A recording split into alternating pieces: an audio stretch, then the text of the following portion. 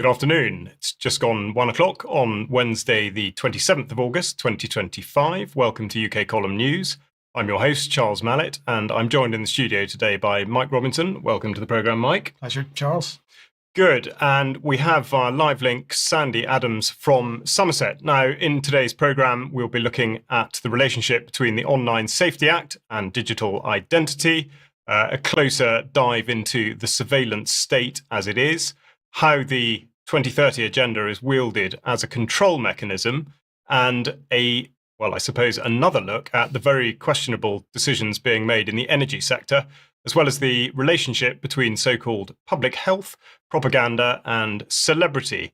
But we are going to get started today with the issue of deportation, and the past fortnight has seen the issue of mass deportation as being the key political and social battleground, with opportunists crawling out of the woodwork at every turn. Just yesterday, Nigel Farage and Zia Youssef took to the stage to give speeches under what they're calling Operation Restoring Justice, including saying that they would do away with not just the European Convention on Human Rights, but also the Human Rights Act 1998. Now, in fairness to them, they did take a large number of questions from the press, which they answered in varying degrees of, they were varyingly convincing, let's say, to be perhaps generous to them.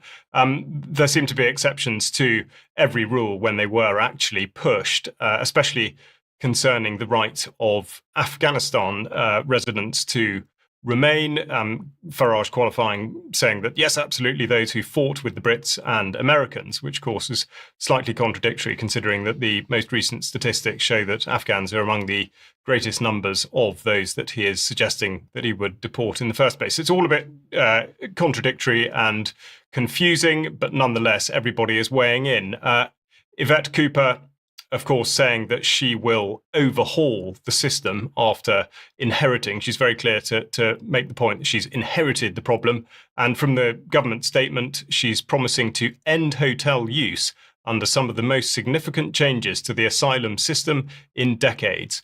And she concedes that whilst there is a backlog of 106,000 cases waiting to be heard, but wait times are increasing, with an average wait time of 53 weeks. Now, just like Nigel Farage, the government appears to have no real idea of how it's going to actually achieve any of this. It's a point of political expediency at the moment. And just to confirm what I mean by that, we'll just have a quick listen to what Dan Jarvis said to the BBC recently. No commentators on this particular issue think that hotels are the appropriate setting. No, I think you made that point fulsomely. So what is the appropriate setting? You are a minister from the Home Office. Yeah, so the appropriate setting will be a range of other different sort of sets of arrangements Can you in name different some? Parts of the country. Well, we are working through the options of what they might look like. We've had a year. We've had a year, and during that time, we've returned 35,000 people who didn't have a right to be here, and we've increased asylum decision-making by 116%. Yeah, but you have to do more than one thing. This is an issue, a live issue now. We've had somebody on the programme this morning saying the First Council, Broxburn Council, saying they're going to seek legal advice whether they can now do the same. This problem's going to get bigger. It's a headache for your government. Could you at least answer just so specifically, if it's not hotels, as Security Minister, what is it? It won't be hotels because of the commitment that we've made, and therefore it will have to be a range of other more appropriate accommodations. Dan Jarvis there taking the hit for the government. In fairness to the BBC, the correct question is being asked, and there's an absolute failure to answer it. Now, the catalyst for all of this coming into the news has been the High Court ruling on the case brought by Epping Forest District Council, and on their website, Chris Whitbread, the leader of the council, has written, and this, I should remind you, concerns the Bell Hotel. He's written, so far as the council is aware, there is no criminal record checking of individuals who might only have been in the country a matter of days before being housed at the hotel. The use by the Home Office of the premises for asylum seekers poses a clear risk of further escalating community tensions, already at a high, and the risk of irreparable harm to the local community. Then he says, we are frustrated that the Home Office continues not to listen. And then he explains how planning permission is being brought to bear. He says, it is not in use as a hotel and it doesn't function as a hotel. As I say, this is the Bell Hotel. The establishment of a centre to accommodate asylum seekers is not appropriate in planning terms. Now, asylum seekers have been at the Bell Hotel since early April this year, but the council has only just been moved to act by the protest. So it would appear that direct action can yield results, but there is nuance in how they're interpreted. Now, Mr. Justice Eyre, in summing up at the High Court, makes a few important things clear. He takes heed of the planning issue, but completely dismisses all other concerns. And this is why it is this precedent which should be considered, especially since so many other councils are proposing similar action. Now, Eyre said the questions to be answered are whether there has been a change in the use of the bell, and if there has, whether that change is material in planning terms. He then goes on to say that the claimant has submitted that there was a risk of irredeemable harm, that prolonged continuation of the use of the bell could result in community tensions, which would not heal. That amounted essentially to speculation, and I take no account of it. And then he said, the defendant contends that the current application has been triggered by unlawful activity to which no weight should be attached, and by unjustified speculation. I have explained above the limited weight to be given to the fear of crime and to the consequences of the reactions, both lawful and unlawful, to the use of the bell. So, whilst this may be hailed as a victory, as I say, for direct action, it's very much qualified by the manner in which the legal system has actually addressed it.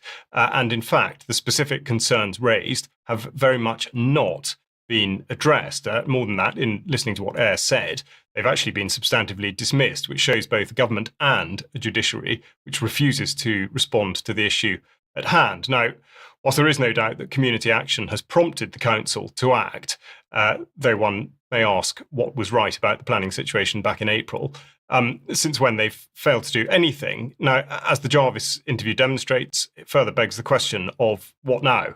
And, of course, is there the potential for even less suitable accommodation being found for young men who are already here? So the public imagination in relation to this has been captured, and as you may be aware, in what appears to be an organic campaign to fly the flags of St George and of the Union all over the place, and this is well underway, well supported. But I would say that we would do well to consider how the use of flags has been weaponised in recent years, and here are just some of those which have split communities right down the middle. And if you're only listening, I've shown the NHS rainbow, Black Lives Matter, Pride Progress, and the Palestinian flag, of course, before the Union flag and the Cross of St George. Now, though described as an initiative of national fervour and patriotism, there is huge potential for divisive action and serious manipulation of the emotions of the population. And as this video shows, running silently in the background, the aggressive removal of Palestinian flags in order that they be seen to be replaced with British ones. So the very public order issue that Nigel Farage has been speaking about could absolutely be triggered by the conflation of a sense of national pride with apparent anger at communities which are perceived to be not British. Now, also, just as was the case in the wake of Southport, this will pit people against the police rather than against those manipulating the system in the first place. And here's an example of exactly that taking effect. Hey, they're throwing digs. Hey, it's going up, that flag is going to the top of that lamppost. Okay, now. Hey! Go on! Go on! He's getting up it. He's going. He's got up. Yeah! Yeah! Go on, Belli! Fucking one of the Salford boys. Go on, Belli! Yeah! My apologies. I think there was a certain amount of colourful language in the background there. But it just illustrates that this is already a situation of aggro with the police. And here we have Robert Jenrick committing criminal damage, of course, as he perhaps unwittingly stokes racial tensions, here hanging the Union flag on a lamppost. Now, whilst he might be considered at best naive, there's no doubt that others know exactly what they're doing. And the reason I describe it in this way is that the flag campaign is called Operation Raise the Colours and has been started, or at least claimed to be, by this man, Andy Saxon. As you see in the top left, he's supported by Urban Scoop, a pro-Israel and very much anti-Islam film production company. And they're here promoting a campaign to save Tommy Robinson, of course, with Rebel News, a known Zionist-affiliated organisation. So some of the response to this campaign has been alive to the dangers of the manipulation and the unfortunate likelihood of this demonising, in particular, anyone perceived as Muslim or Asian. This tweet there saying, this is raise the colours in practice. It's not pride, not heritage. It's intimidation, racism and hatred dressed up as patriotism. And this video, in effect, proves the point that this person is trying to make. It's for the country, yeah? Yeah, for your future. For your future, sweetheart. All these ragged Palestine, look behind you. Look at it. Yes, sir, look at it, look at it. Before Hey, we're ragged there, boy.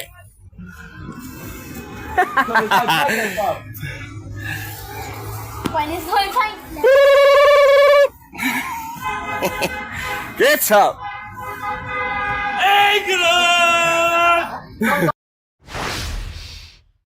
So it's very easy to see how a campaign that may be perceived by many as a noble and indeed fairly straightforward campaign could actually very easily be subverted. Now, Urban Scoop further promotes the idea that the Quran is in fact condoning acts of violence, and it's at this point that I would cite David Miller's most recent article on the UK Column website, and I am pleased to say that David joins us on the news programme today. Now, David, welcome to UK Column News. Just to get started with what I've just said in mind, in a way, in the way in which Islam may be regarded by some, and indeed how it's been manipulated on these shores. If you could just tell us a little bit about your article, please.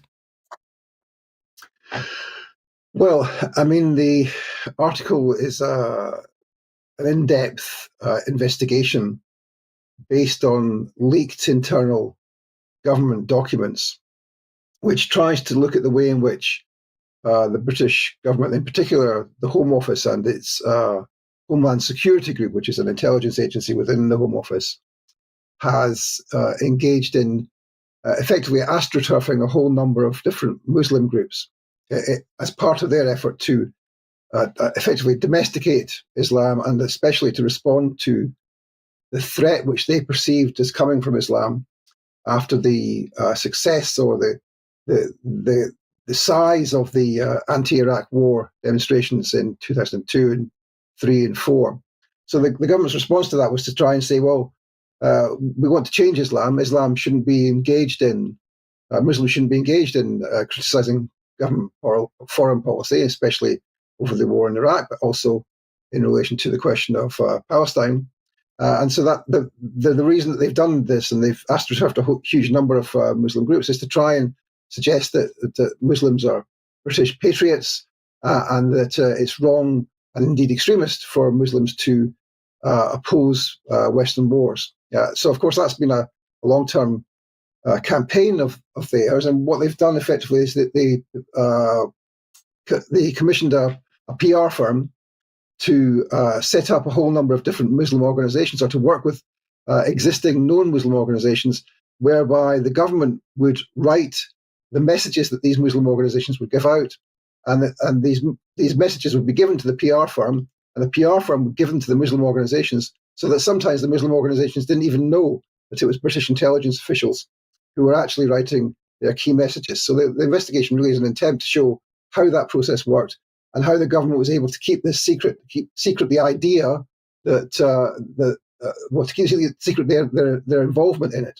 And so, of course, what they did there was they wrote a whole series of contracts with the PR firm, which in very great detail showed that how the operation worked, such that they would be create this new office, which was called the Hub, and Muslim organizations would be brought into the Hub as if it was a pro bono, free community relations organization. Actually, it was run directly by this PR firm, And secretly in the hub, this office, there would be PR firm staff, and secretly there were also 2 British intelligence officers sitting in the back room, making sure that they checked and cleared every message which went out. So this is a quite elaborate attempt to manipulate the Muslim community and actually to also manipulate non-Muslims in this country into effectively not supporting the anti-war movement and the movement for Palestinian rights. That's the purpose of it. David, I suppose my first question would be, is there any evidence to suggest that, aside from not supporting the anti-war movement, that there's been any effort to manipulate opinions about each demographic, as it were, so Muslims versus other communities in the UK, and particularly the white community versus Muslims? Well, the idea is to try and destroy the possibility of white people and non-white people coming together to oppose UK foreign policy.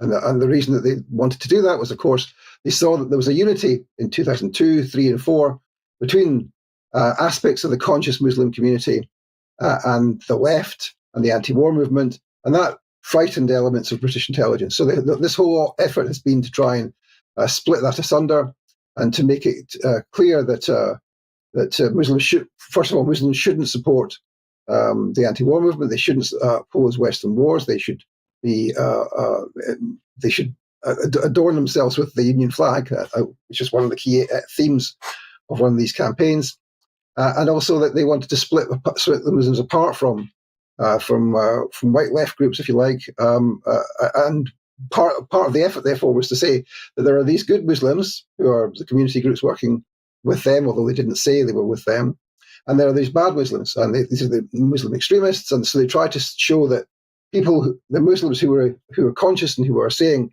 we don't want to kill 1 million Iraqis, we don't want to participate in the genocide in Palestine, they tried to smear them as being extremists, as being what they were called jihadis, etc. Now, of course, this is at the same time, exactly the same time as actually the British government was supporting Al-Qaeda and similar groups in Syria.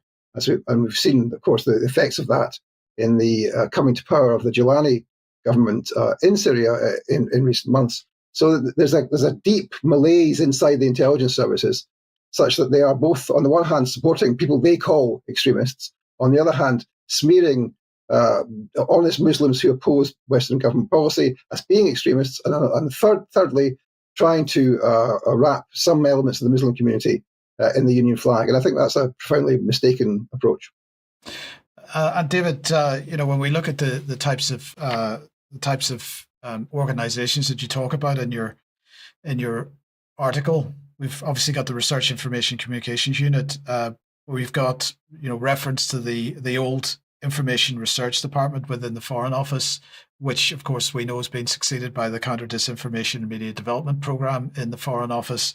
And then later on in the article, you are talking about Breakthrough Media Network, now known as Zinc Network Limited. And so we've got parallels here between what's going on with the manipulation of the Islamic narrative, but also the manipulation of the Russian narrative, and so it's pretty cynical in both cases. Well, yes, I mean the stuff that you're talking about, the Counter Disinformation Unit, of course, is run by MI6 and by a guy called Andy. Sorry, his name's Andy Price. Yeah. And of course, he was involved in running the Integrity Initiative, which you've covered on your show before, which of course was an anti-Russian thing, part of the whole Russiagate farrago of nonsense, which was created and which has now actually been exposed by the Trump administration just in the last few days by Tulsi Gabbard.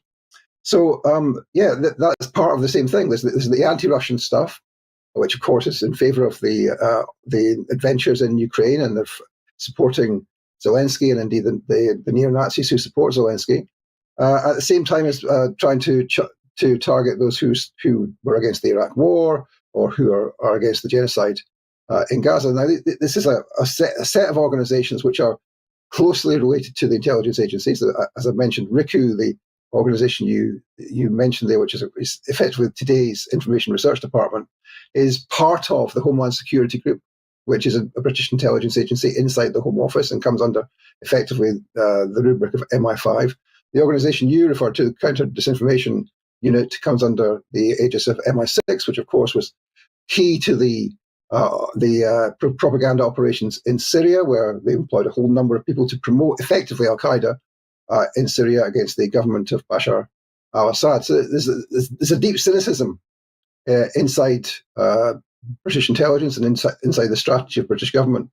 And what we're trying to do here is to show how that works, to illustrate to people that these people are not honest and that they are engaged in a huge apparatus of deception.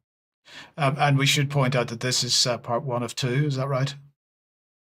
Yes. So in part 2, what I will do is, the first part is a long article and it goes into great detail from the leaked documents with all the contracts, etc. And in part 2, what I will go on to do is to look at the specific organisations that have worked very closely with British intelligence, and there's quite a number of them, but I'll look in depth at about 4 or 5 of them. David, thank you very much. Just to finish off, have you got any thoughts on the general situation in the UK at the moment and how you think this might pan out? Well, I think it's extremely worrying. We are having a huge escalation in Islamophobia. You mentioned Tommy Robinson and Rebel Media there, and of course I've done investigations of Robinson's background and his alliance with the Zionist movement and the funding that he's had from the very beginning of the English Defence League from the Zionist movement.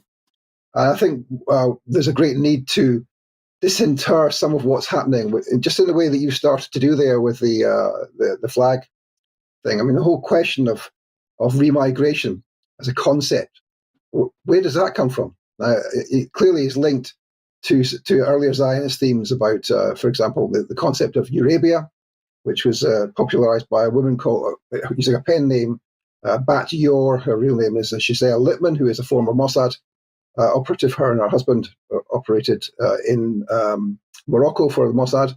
And so there's a need to look at the links that there are between the Zionist movement and this current activity. And in the film that you just played, of course, one of the key indications that there's a Zionist connection is the fact that they're taking down, what was it they called it, Islamic terrorist flags, the flag of Palestine. Now, that's an indication of the way in which the Zionists are involved, deeply involved with the far right in this country, in a way which people haven't understood. Perhaps they understand that the Zionists are involved with the neocon think tanks and with the pushing of Islamophobia and all of that, but they're deeply involved in the far right, as we've shown with, for example, Tommy Robinson. And that's something I think which requires much more research work, and I'm glad to see that you've started to do some of that. David, thank you very much for joining us today. That's been really useful, and we'll look forward to the second part and having you back on in the very near future. Thank you. Thanks, David. And of course, there'll be a link to the article referenced in the show notes. Now, with David in mind, and indeed the legal situation that he's been through with Bristol University, just to finish off this piece, it is perfectly remarkable that the Wall Street Journal has printed an open letter from Charles Kushner, who is father of Jared Kushner, Donald Trump's son-in-law, which concerns, it's to President Emmanuel Macron. And this is particularly to suggest that France has reached a tipping point in terms of anti-Semitism. And it actually concerns the phrase, in today's world, anti-Zionism is anti-Semitism, plain and simple. So this is the United States ambassador to France, who's been in the chair but a month, telling France how it is. So one wonders whether there is to be some sort of a split, at least cosmetically, between the United States and European countries, but we won't hold our breath necessarily. And I would just finish off this report by reminding you that ultimately the goal of the migration, or indeed anti-migration narrative, is digital identity. And this is where the Labour Together BritCard idea will come into its own, which leads us on to Mike taking us into the next report. As I say, the BritCard here saying that it's concerning people without permission to live here, and there should be a mandatory universal national identity credential. So there we have it. Okay, let's just have a look then, changing topics slightly, on the censorship narrative, because the legacy media continues to shill for censorship and digital ID. And this Sky article then is typical. Digital ID is great, they say, because pornography viewing has plummeted in the UK. And well, we talked a little bit about this last week as well, but the narrative continues, the headlines continue. Sky attempts to laud the success of the Online Safety Act's age verification rollout by speaking to some teenagers at the youth club in Warrington, who seem to be suggesting they feel much cleaner since the new regime was put in place. And to quote Ryan, who's 17, we're told, he said that the internet was a very, very malicious place and described frequently seeing inappropriate content just 1 month on. He says this algorithm now seems to be tamed, although he still describes the internet as malicious. And they publish this graph to show what has happened. And although they do pay lip service to VPN use, there's no analysis of whether or not there's any real decline in pornography use in the UK, or whether it's just masked by VPN use, which it is, of course. Now, here is Proton VPN, and they've published one graph here which shows exactly what's going on. And other VPN providers are reporting similar increases, and these increases have continued since July. So clearly, you know, the VPN use is masking activity as people recognize what the government has actually done here, and they're wanting to therefore hide what they're doing on the internet. The fact that the investigatory powers legislation requires internet service providers to maintain metadata and records of every website that we visit seems to have passed most people by over the last few years, and it's taken this piece of legislation to get the point across. And I'm going to be talking a bit more about that in extra. But in the meantime, in the United States, the FTC, the Federal Trade Commission, has written to platform chief executives to warn them that compliance with the Online Safety Act may leave them open to prosecution in the US. So FTC Chair Andrew Ferguson said that restricting access to content for American users to comply with foreign legal requirements might amount to a violation of Section 5 of the Federal Trade Commission Act, which prohibits unfair or deceptive commercial practices. He cited the EU's Digital Services Act and the UK's Online Safety Act, as well as reports of British efforts to gain access to encrypted Apple iCloud data as examples of measures that could put companies at risk under US law. He invited company leaders to meet with his office to discuss how they intend to balance demands from international regulators while continuing, he says, to fulfill their legal obligations in the United States. And on the digital ID front itself, the global rollout continues. So Biometric Update here is reporting that Nigeria's National Identity Management Commission must make sure it issues at least 59 million national identification numbers by December the 31st, 2026. Now, this is an objective of the ID Authority is pursuing in line with revised terms for the Nigerian Identity for Development project. It's an initiative funded by the World Bank alongside the French Development Agency and the European Investment Bank to the tune of around $430 million. Now, Biometric Update cites a report by Tech Cabal, which says that they need to issue at least 3.3 million of these new identification numbers every month between now and the end of the project, which is 3 times the current rollout rate. And so that is probably unlikely to happen. But Biometric Update also reports that Sri Lanka is in a similar boat. In this case, they intend to integrate the Sri Lanka Unique Digital ID project with the Electronic National Identity Card project, assigning unique ID numbers, centralizing various types of IDs, and capturing data like birth certificates and tax identification. And finally, on this topic for today, the Future Marketing Insights website takes a look at the size of the digital ID market over the next few years. The digital identity services market is predicted to grow from $28.5 billion US dollars in 2025 to $86.5 billion US dollars by 2035, and they provide us with a nice graph for that. The leading segment in digital identity services market in 2025 is identity verification and so-called know your customer, which of course is related to the banks. It's something that we're all subject to. And the top key players in this, they consider the likes of LexisNexis Risk Solutions, Experian, Trulio, Jumio, on Fido, MyTech Systems, IDEMIA, Thales, iProve, GBG, and so a mixture of social credit companies in the West here and military industrial complex in there. So I don't know what else to say about that, but this agenda rolls on apace, and it looks like it's it's clearly a global effort. It is, but I think we would be well advised to cast our eyes towards Nigeria in 6 months' time and see how they're doing. Yes. Because if uptake has been anything like it was for their central bank digital currency, it's going to be an absolute disaster. So I think that's what we have to hope for. Now, moving on, last week you'll recall that Sandy gave a report on stillbirth and indeed what are called stillborn baby payments in Australia. Now, the situation has evolved somewhat since then, but just before we have a look at that, we'll go to Sandy for a very brief synopsis as to what she was reporting last week. Thanks, Charles. Yes, I came across this last week, and it looks as though the Australian government are kind of covertly encouraging, incentivizing women to have abortions, late-term abortions, 20 weeks plus, and they're giving them an initial payment of $4,200 or $300, and then after that, because the baby is killed in utero, they are given birth to a stillborn child. And because it's a stillborn child, there is another payment that they can get, which is $22,000 for a parental leave payment, so that they can, for grieving for up to 18 months.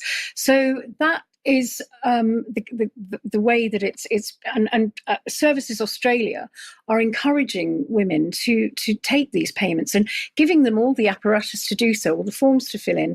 And what's happened really is that midwives and doctors and nurses are getting very, very stressed, because they have to, because the paperwork is crucial.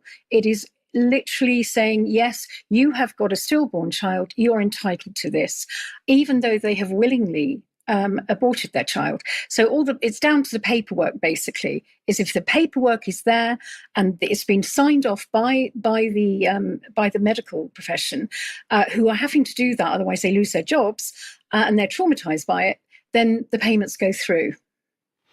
Thanks, Sandy. And this has caused sufficient stink, quite rightly, for a question to have been asked in the Australian Parliament, which we'll just have a look at. This is from Pauline Hanson. Why is it made to women who deliberately abort a baby? Minister, this policy risks creating a financial incentive for late-term abortion, where Australian women can terminate a pregnancy up to the day before birth. They can terminate a pregnancy up to the day before birth, allowing women to receive a lump sum payment and access to paid parental leave of up to $22,754. Why is the Albanese government funding the murder of healthy babies, some left to die in a kidney dish for up to 5 hours? So that was the question, and the minister who had the unenviable task of responding said this. Well, the answer to that question is the same as to my earlier question. There are laws in this country around termination of pregnancy. They are laws that are regulated by the states and territories, and I support those laws. One of the reasons I got into politics was to ensure that women had the right to make choices about their own reproductive health. I accept that some people disagree with my views on that, and with laws in states and territories that provide the regulatory arrangements around that. Now, in relation to the stillborn baby payment, as I said, and as it relates to other payments, including PPL, evidence is required, documentation is required before those payments are made. In relation to the stillborn baby payment, that includes certification from someone attending the birth, a health professional attending the birth, that the birth was of a stillborn child. That is the documentation that's made or required in order to receive that payment. Now, she is absolutely trying to evade the question, and UK Column got in touch with Services Australia directly, and they too absolutely tried to evade the question. They sent a statement saying it was attributable, and in that text said that government recognises the tragic loss and trauma of stillbirth.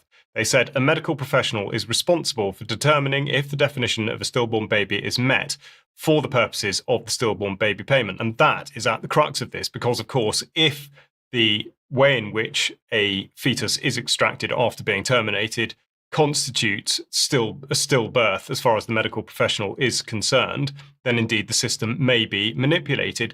Then Services Australia go on to say that claims are assessed on the basis of evidence and documentation provided by a medical professional. A medical professional is responsible for considering the cause of death. So in other words, Services Australia, they're washing their hands of any further investigation into the matter as to exactly what it was that the medical professional had written up and why. And then they go on to say, as though to cast one's attention elsewhere, they say for circumstances that are not a stillbirth, such as termination of pregnancy, supports are available through Services Australia, including counselling and support to connect with local services, by which they mean if it's been written up as a termination rather than an abortion. Than a stillbirth. So Services Australia very much avoiding the question here, and indeed they refused on a follow-up inquiry. They absolutely refused to answer any further questions about this. They, exactly as Sandy reports, they are without doubt incentivising late-term abortions by the waiving of money for exactly this type of procedure. Now, moving on, UK Column is a phenomenal research resource, and I hope you are able to use the website to its greatest effect, whether or not you're a member, by searching first for it, making sure that you're looking through all the various sections, and indeed going down to the comment on the home page. If you would like to join us as a member, the front page will guide you through that, whether you'd like to do it on a monthly, annual, or indeed lifetime basis. Now, the interview that went out yesterday was Diane Rasmussen-McCaddy speaking to Louise Payton on holistic health. So please do go back and listen to that. That's gone out well.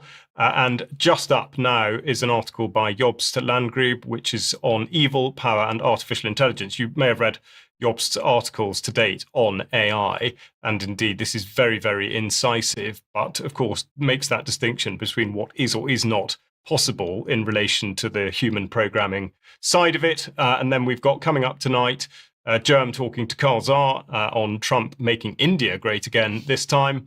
And then going out tomorrow at 1 o'clock in the afternoon, I am speaking to Alex Thompson on a question of faith, and in particular, why did the Church of England go wrong? We only had 60 minutes, but we covered a fair amount of ground. So I really would encourage you to listen to that.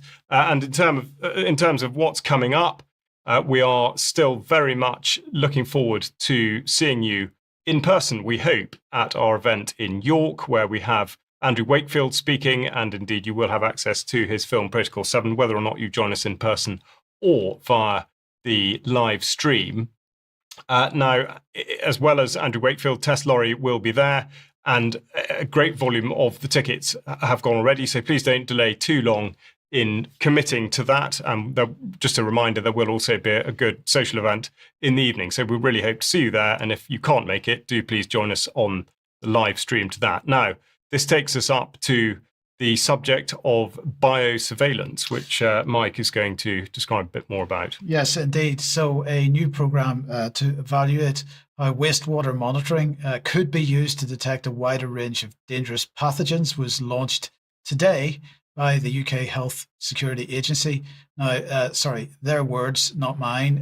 They say they will assess the use of cutting-edge technologies to improve the UK's ability to detect and identify the genetic material of various viruses in wastewater, tracking how the amount of virus detected changes over time. And they say that this builds on the UK's existing wastewater surveillance for polio, and if successful, could develop the UK's capability to detect dangerous diseases such as Crimean Congo hemorrhagic fever, a severe disease, these are their words, endemic in Africa, the Balkans, the Middle East, and parts of Asia, that has never before been targeted in wastewater testing.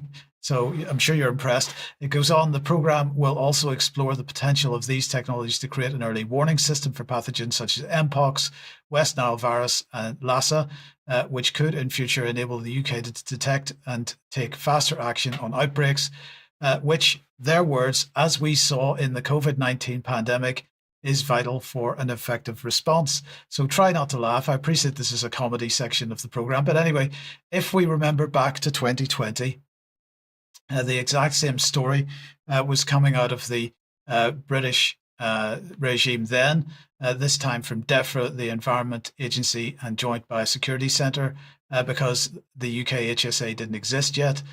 So what did they say? They said the project has already worked successfully in an area in the southwest of England where sewage sampling data showed a spike in coronavirus material, despite relatively low numbers of people seeking tests. And then we got a quote here from George Eustace, who said at the time, this is a significant step forward in giving us a clear idea of infection rates both nationally and locally, particularly in areas where there may be large numbers of people who aren't showing any symptoms and therefore aren't seeking tests. And then the report at the time said that the program was first announced in June, this would be 2020, has now proven that fragments of genetic material from the virus can be detected in wastewater. So, Charles, I don't know what you think of that, but I found it highly impressive. I'm afraid to say I really don't think very much of it. Yeah, sarcasm over at this point. Yeah, I'm sorry, it is. I'm all out. But yes, I mean, no doubt they'll keep banging that particular drum or splashing it or whatever one does with it. But yes, it sounds like complete nonsense. Sandy, on that theme, I suppose, considering all these things are related, and the control mechanism that is Agenda 2030, what are your thoughts on that right now? Well, I'm just about to speak really about how 2030 is really the nub of everything. Everything really radiates out from 2030. And I did a talk at a festival a few weeks ago called the Gert Dog Festival in Somerset. Gert means big, so it's a big dog festival. It's on the Gert Dog of Langport, which is an effigy in the land. Anyway, a lot of people enjoyed seeing this and the way I broke it down and said, this actually makes sense, because it's like joining the dots. There's so many things going wrong in our world, and it kind of brings it all back, and you see where it's all radiating from. So my first slide is really a kind of a visual of that. Now you can't see it very well here because it's quite small, but in the centre is Agenda 2030, and I will explain all these other ones radiating out because all of it is linked. And Agenda 2030, which was brought about in 2015 by, it originated from Agenda 21, it became 2030 in 2015 at the Vatican by President Obama, where the 17 goals were launched. So the next slide is really about the control framework and how that works. We've got one of the branches is DEI mandates, enforcing ideological compliance in workplaces, education and government, undermining meritocracy and creating division. And then we've got net zero policies, costly energy transitions that dismantle reliable infrastructure, raise living costs and energy costs, and give over the energy control to global actors. And then we've got mass migration, overloading housing and services, changing demographics rapidly, and eroding national cohesion. We've got a lot of these. Attacks on farming, land rewilding, carbon offsets that drive farmers out of business and reduce domestic food security. ESG, we've got environmental and social governance contracts for businesses, which will dictate corporate policy via environmental and social scorecards. The sidelines profit and market choice. We've got BNG, which is biodiversity net gain, which is a really big one on scoring and literally commodifying agriculture and nature. So the next one is digital ID systems. Again, centralised databases, enable surveillance and control. We've got the C40 cities with devolution, with the transfer of power from Westminster to the smart cities, and what that means, bypassing local democracy. We've got CBDCs and financial centralisation, programmable money, and education reform and indoctrination, replacing knowledge with ideology, global citizenship training, and climate and social activism. And the next one is obviously the NHS. That's another arm of it. Digitising and centralising health data, enabling predictive surveillance and global health governance, property rights erosion, 15-minute cities, mobility restrictions, and surveillance infrastructure, facial recognition, AI monitoring, predictive policing. And then there's the last one is, I think it's the water resource one. Anyway, we've got, water resource control, privatising and rationalising resources under environmental quotas, which is what you were talking about earlier, Charles. Banning private collection in some cases, international treaty overrides, cultural deconstruction, monopoly consolidation, destroying small and medium-sized businesses again, and data mining, and data mining in schools and impact investing, all the children in schools, data mining them. So this all comes back to the 17 sustainable goals. And though each one of those is instrumental in the destruction of everything as we know it. And I'll just sort of go into it a little bit deeper, just with two of those goals, what they really mean. And I'm going to take two that are really related to food. We've got no poverty and zero hunger. So let's start with no poverty. It's goal number one, poverty alleviation and social protection. So the UN solution is AI-enabled digital footprints for credit and mobile money access, blockchain identity solutions to enable economic identities for all. And it's like a levelling up of communities. And really what it means is to make everyone equally poor. UBI with fixed amounts of carbon credits and digital footprints that are all sort of feeding into this data mining facility that they're creating. And the next one is, I think we've got, end hunger. UN access to food, improved nutrition and food production, low-cost GMO mass-produced food production by Monsanto, which is now Bayer, synthetic food proteins, insect proteins, no meat, AI sensors and blockchain to eliminate waste, loss in food value, everything that we really have. But the real meaning of that is to push everything into fake meat, in mass food production, and all that kind of stuff that we know is happening. But this is where it puts it all into one place. These are the two goals that cover that. And that's really, I just wanted to put it all in one place. Agenda 2030 is really the nub of everything that is happening to us right now. It is, and I think to the UK column audience that's extremely clear, but it is extraordinary the degree to which perhaps the majority of people are still not alive to this. So, of course, this is very much a message that we do need to continue to put out there. Now, with those two last points in mind, in terms of apparently ending poverty and apparently ending hunger, although, of course, not, energy is very relevant to this because increasingly it takes up ground that could otherwise produce food. But what is the latest? Well, the latest is that today the energy regulator Ofgem has announced a 2% rise of the energy price cap for the period covering October to December 2025. Now, this is more than expected, and it means that a household using a typical amount of energy will pay £1,755 a year, which is £35 more than the current cost cap.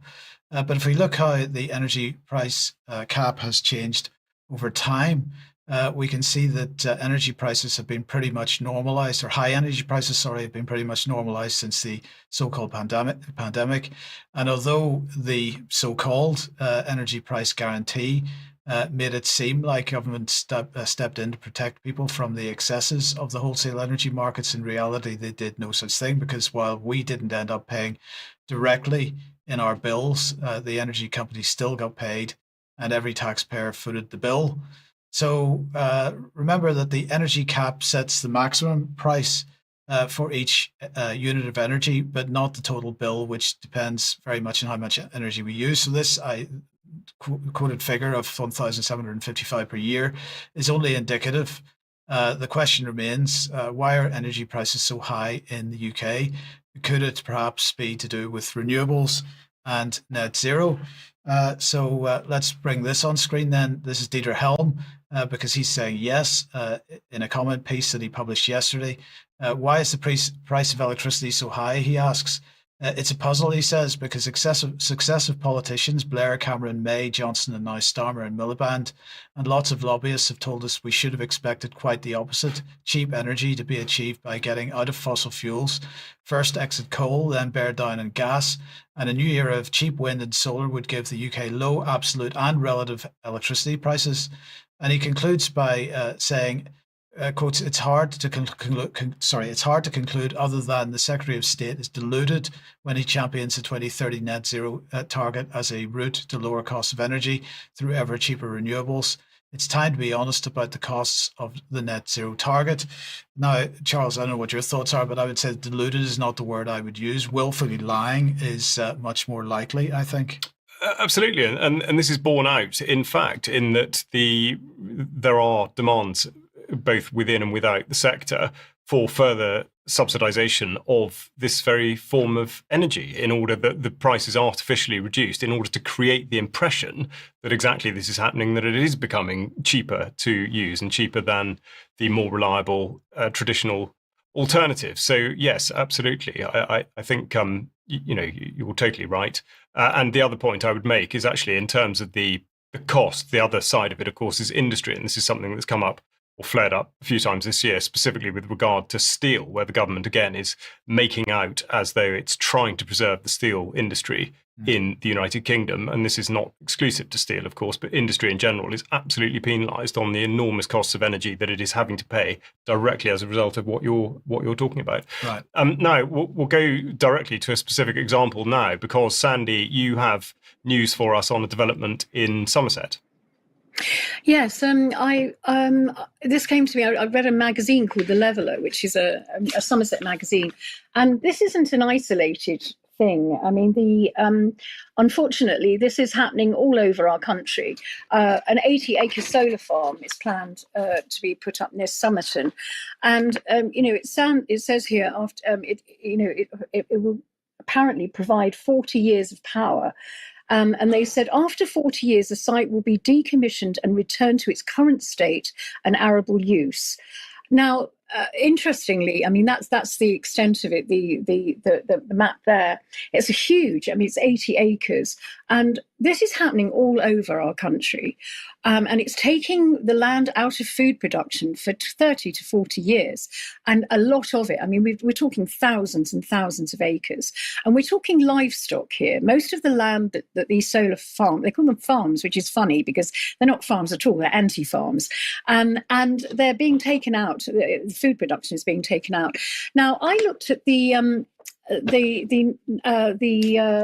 there's another issue that it says it will be restored to its former state, but that also is questionable because I did some work on risk assessments, and if solar panels are damaged in fire or severe storms or landfill crushing, the toxic compounds like cadmium and other trace minerals do leach into the ground, and even beyond chemistry, you've got soil compaction, loss of farmland, habitat changes, and herbicides used to control vegetation underneath. And actually, you cannot graze animals alongside the panels because the farmers can't get insurance because the animals nibble the wires. So that is not an option. So it's taking out a lot of livestock grazing. That's what the point I'm trying to make. Now, I looked at the National Planning Policy Framework document, which is really quite comprehensive. And what I realised is if you actually put a search into that and you look at the word food does not come up into it. Food production is simply not there. And there's four, but they're talking about all sorts of food takeaways and food outlets. there's no food security mentioned in this document. So it's quite interesting that food security is not in the equation. It's all about, they talk about environmentalism. It's not even environmentalism, it's anti-environmentalism, because it destroys landscapes. So interesting, interesting stuff there. Now, the next slide, please, is all about, the infrastructure, this is the 13 protective security infrastructures that we have in this country, and food is one of them. And so this needs to be protected. We've got energy, water, food, transport, health, emergency services, government, defence, finance, telecommunications, space, civil, nuclear, and chemicals. So food is to be protected, but in no way is it in any of these documents from the government. We've got the UK Food Security Report, but if you open that up, there's nothing really much about food security for the it's global food production they're talking about most of the time. It's all about global. It's not about the UK food security.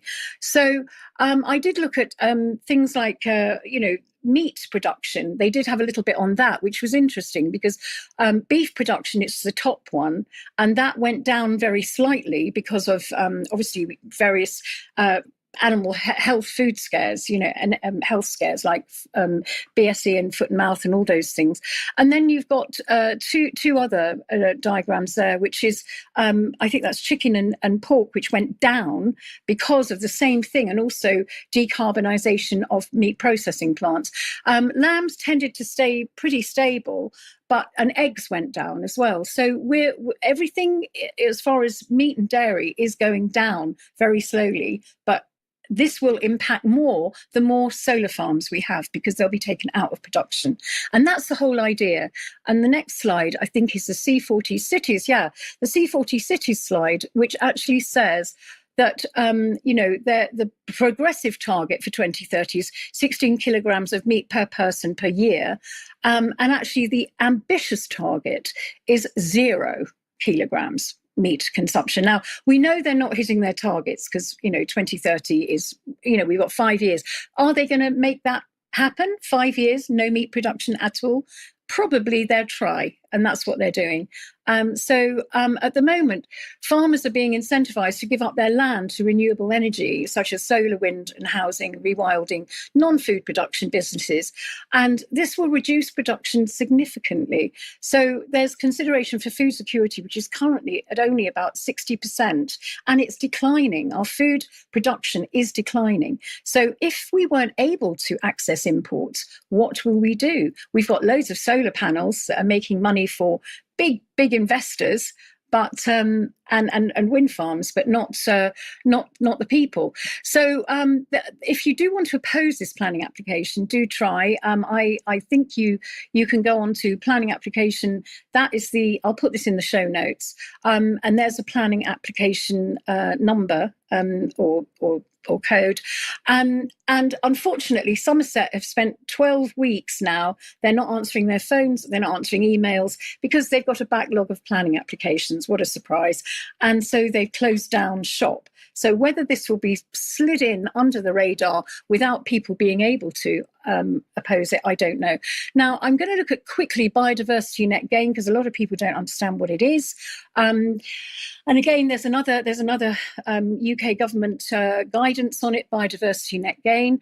And this is a way of creating a financial instrument for land management people, big corporations to make money out as a financial instrument out of the land. Financialization of nature. And all the banks and the corporations make the money, not us. So here's a sort of idiot's guide to it, if you like. And so long as you actually there's a net loss if you just you just build, and then there's no net loss if you build and you add a few trees. And then with this one, you get net gain because you're not depleting the countryside, and you're building and you're putting more trees up. So it's all about building and trees, not about food. And that's really quite interesting in that. So who needs to think about BNG? And we're looking at BNG really, it refers to the core groups, and BNG, it's developers. Developers will be required to submit biodiversity net gain so that it creates an income. And that's all it is. It's a big income for various sectors like land managers, big corporations, and banks, basically. So all of those make loads of money out of biodiversity net gain. It is a financial instrument, and we don't. It takes away our food production. It does indeed, Sandy. Many scams running concurrently there, and you're quite right on the biodiversity net gain. Of course, the other thing to point out is that there's no requirement to have replaced before you destroy. So in effect, there's always an enormous lag, which is never really taken into account because it really concerns intent, which of course it shouldn't. I think the other thing to point out is as you quite rightly did, the absolute con about the suggestion that livestock would be able to graze in areas that there are solar panels, which of course might in certain situations be feasible, but you can't cut the grass if you want to in order to keep it for hay or any of those sorts of things. And again, the food security report that you referred to is something that the Labour government have absolutely put the brakes on. Having had a commitment written down in law to continue to update it, they have absolutely failed in that department, one assumes, because they do not want to report the true state of affairs, even if they know what that is. Now, we are going to move on to deal with what I would describe as the relationship between public health, or at least as it's described, propaganda and media, especially film. Now, the drought situation, as reported by the Environment Agency, is shown on the screen now, but in effect, this suggests that almost half of England is in what is called drought, with a large quantity of it in a situation of prolonged dry weather, with only a few regions, interestingly, the southeast and the southwest, regarded as being normal. So the alarmist rhetoric is not exactly borne out by the latest data from the Environment Agency, but that hasn't stopped certain individuals or indeed organisations from capitalising on the sort of feeling of panic. And this is the London, the Mayor of London's organisation here, talking about London cool spaces. So suggesting that due to climate issues and the necessity for water in hot weather and all the rest of it, they have set up London cool spaces, which no doubt you can access via an app or something similar. The reason I cite this is because Sadiq Khan has form where this is concerned. This is him on stage with Matt Damon, the founder of what's called water.org. Khan, therefore, making a pledge to connect London's activities to those of Damon and his worldwide sort of campaign and organisation. The front page of the website here described as advancing the global conversation. Of course, that means that among the global partners are, of course, UN Water, WaterAid, the World Economic Forum, and a number of other usual suspects. Now, the reason I cite Damon in particular and water.org is because he too has form where propaganda is concerned, and indeed, especially the leveraging of celebrity. So we're going to look back to 2011 now, and an interview with Matt Damon after he had released the film Contagion. Among them. But right now, our best defense has been social distancing. No handshaking, staying home when you're sick, washing your hands frequently. Let me bring in Alan Crumwoody into this debate as well. Alan's a freelance journalist. He was the first to track the Shinko Busman video. Alan, today on Twitter, you wrote that the truth about this virus is being kept from the world by the CDC, by the World Health Organization, to allow friends of the current administration to benefit from it, both financially and physically. There are therapies we know are effective right now, like Forsythia, and they don't even appear on the CDC website. On your blog, you also wrote that the World Health Organization is somehow in bed with pharmaceutical companies? Because they are. That's who stands to gain from this. They're working hand in glove. What do you think about the politics behind Contagion and other pathogens where the government might, on the side of caution, not tell everybody till, maybe it's too late? Like it could be going on right now, we don't know. Well, I mean, I think the media would be a big part too, because how that was framed to people would dictate really what the outcome might be. I mean, because it's not really about necessarily the virus itself; it's about our reaction to it. And you know, if you look at like anthrax, like what 2 people died, and we shut down the airline industry.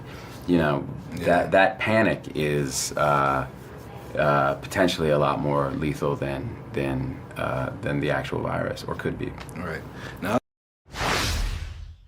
So just to clarify there, first of all, that was 2011, and secondly, the first part of that clip was actually a film. Now, we go back to look at London's cool spaces because we need to have a look at the all-important message which pops up after you've accessed the page, and it says, when the weather is hot, you can take simple actions to protect your health and the health of others. Of course, the NHS luckily has tips for how to achieve this. But now we're going to go back to Matt Damon, who spoke there in 2011. And this is what he had to say at the behest of Columbia University in 2020. And if you know anybody over the age of 55 or anyone who has any kind of pre-existing conditions, this is a lot more serious for them. So you can literally save their life just by staying away from each other. You can actually sit on the couch or in a chair like I'm doing and watch TV and save a life at the same time. You can work from home, you can use social media to communicate, you can save a few more. Now is the time to spend all the time you want staring at your phone or your tablet. And if anybody gives you a hard time about it, tell them not to bother you because you are saving lives. Just make sure that you tell them that from 6 feet away. So there we go, the incredible symbiotic relationship between the propaganda and the film industries. I don't know whether you have any comment in particular on Matt Damon or what he said. We'll keep it for extra. Yeah, we'll keep it for extra. Okay, well, in which case what we'll do is we'll finish off on a very much related topic, but it would appear that the latest news is that the Monty Python team appear to have been hired by the UK Health Security Agency in order to manage their Heat Health Alert programme. So I will read it out because it says, please complete the form below to register to receive both heat health alerts and cold health alerts. The alerts are year-round, with the core HHA season running from the 1st of June to the 30th September, and the cold heat season running from the 1st of November to the 31st of March. The Weather Health Alerting System, which is managed by UKHSA in partnership with the Met Office, underpins the Adverse Weather and Health Plan, which brings together and builds on the previous Heatwave Plan for England, first published in 2004, and the Cold Weather Plan for England, first published in 2011. Users will be able to specify which region they wish to receive alerts for, with the ability to be notified for one region only, or multiple regions, as required by the user. Should a period of heat or cold occur that meets alerting criteria outside of the core alerting periods, an extraordinary alert will be issued. So there we have it. You know where to go in times of peril if it gets too hot, too cold, or none of the above. Now, don't forget, Germ and Kaz are going out this evening. I'll be speaking to Alex Thompson at 1 o'clock tomorrow. If you are a member, please stay on for extra. And if you're not a member, please consider joining us. Otherwise, we will look forward to seeing you at 1 o'clock on Friday. And many thanks to Mike and Sandy, and indeed Professor David Miller, for joining me on the programme. Goodbye. Bye-bye.